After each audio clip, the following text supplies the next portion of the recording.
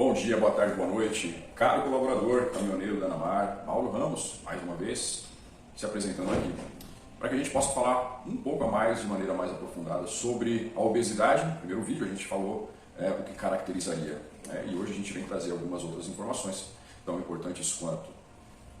A obesidade é um problema gravíssimo no nosso país, como eu já falei, a cada 10 pessoas nós temos pelo menos 3 obesas no Brasil, ou seja, 30% da população é muita coisa.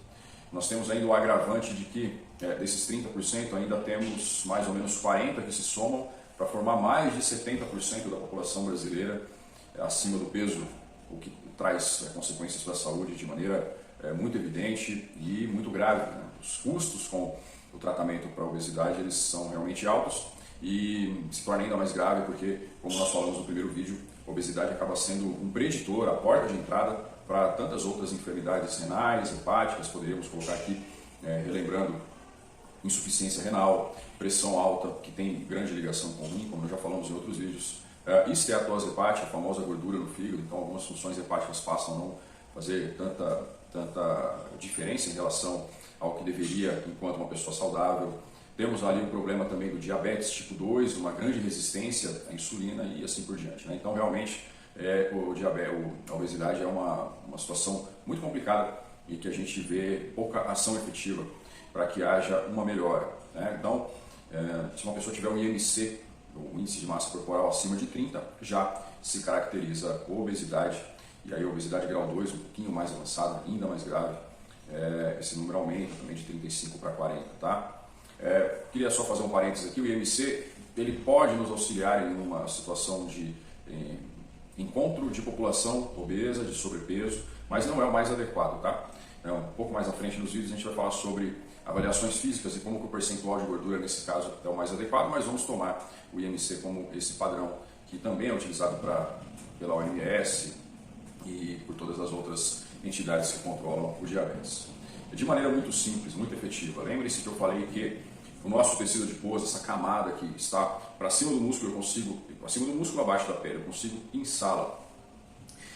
Mais do que uma camada de gordura, é um tecido endócrino. Ou seja, o que é um tecido endócrino? É uma camada do qual ela produz algumas substâncias, tá? Então, um tecido endócrino, ele secreta substâncias para ele mesmo ou para outros tecidos. Uma vez que a pessoa é obesa, ela produz mais ou menos desses sinalizadores, dessas substâncias, mais, né? Então, a substância que é produzida pela pessoa obesa é uma substância inflamatória. E a gente pode trazer aqui uma série de nomenclaturas, mas a ideia é pura e simplesmente fazer com que vocês entendam a gravidade da obesidade e como que ela acontece. A partir dali, eu tendo essa produção de hormônios pelo tecido adiposo aumentado, eu vou ter ali um estado de inflamação crônica, ou seja, a inflamação a um nível muito simples. Se eu bato, por exemplo, aqui dou um soco, cai uma marreta na minha mão, enfim, a primeira coisa que vai acontecer é o que? Um inchaço. Então, esse inchaço ele é um edema justamente promovido pelo sistema imunológico para que haja um combate para as substâncias inflamatórias que ali devem estar, para que haja essa regeneração do tecido. E dentro da questão de obesidade é a mesma coisa, né? Então, eu estou produzindo anti-inflamatórios porque algo não está tão bem dentro do meu corpo. E aí eu começo a produzir anti-inflamatórios. Quem é o grande produtor de anti-inflamatórios do nosso corpo? Se eu tenho uma capacidade inflamatória derivada ali do nosso tecido adiposo, dessa camada, acima do músculo, abaixo da pele, eu também tenho, ainda bem, essa característica anti-inflamatória que nada mais é do que o nosso músculo. Então, o nosso tecido muscular, e eu não estou falando de volume muscular, o músculo humano produz anti-inflamatórios. Como? A partir da sua contração. Então, vejam, até 2 décadas atrás nós tínhamos o exercício como pura e simplesmente algo importante para a saúde, enxergávamos o exercício como algo fundamental. Hoje você vai potencializar isso para pelo menos 100 vezes mais, tá? Muitos dos tratamentos que nós temos voltados para diabetes, para hipertensão, levam em consideração o exercício, e para a obesidade também não é diferente. Então, se eu tenho uma situação dentro do meu corpo que está produzindo situações inflamatórias, eu tenho também uma resposta anti-inflamatória a partir do músculo esquelético, esse músculo que nós usamos para nos locomover. Isso é muito importante.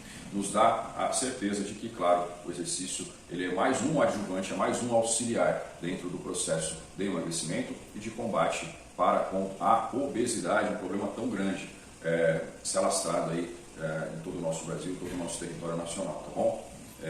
e acho que era muito importante que vocês soubessem que a questão do músculo, o músculo produz anti-inflamatórios. Isso a curto, médio e longo prazo fará com que muitas das medicações que as pessoas tomam para a obesidade eles sejam substituídos pelo exercício. É claro que de maneira muito criteriosa, cada caso é um caso, mas o caminho é muito claro. A melhora na alimentação, a melhora na nutrição, a melhora na hidratação, e aí chama a atenção, hoje estou aqui no consultório da minha esposa fazendo esse vídeo para vocês, e também a questão do exercício físico. Então, enxergar o exercício físico como um grande aliado, um grande auxiliar para o combate da obesidade, acho que é o ponto principal desse vídeo. Qualquer dúvida que tiverem pode colocar nos comentários e a gente vai conversando e vai abrindo caminhos para que a saúde de vocês seja cada vez mais informativa e que vocês possam proliferar essas informações a nível de sociedade e de família. Um grande abraço, um bom trabalho a todos, fiquem com Deus.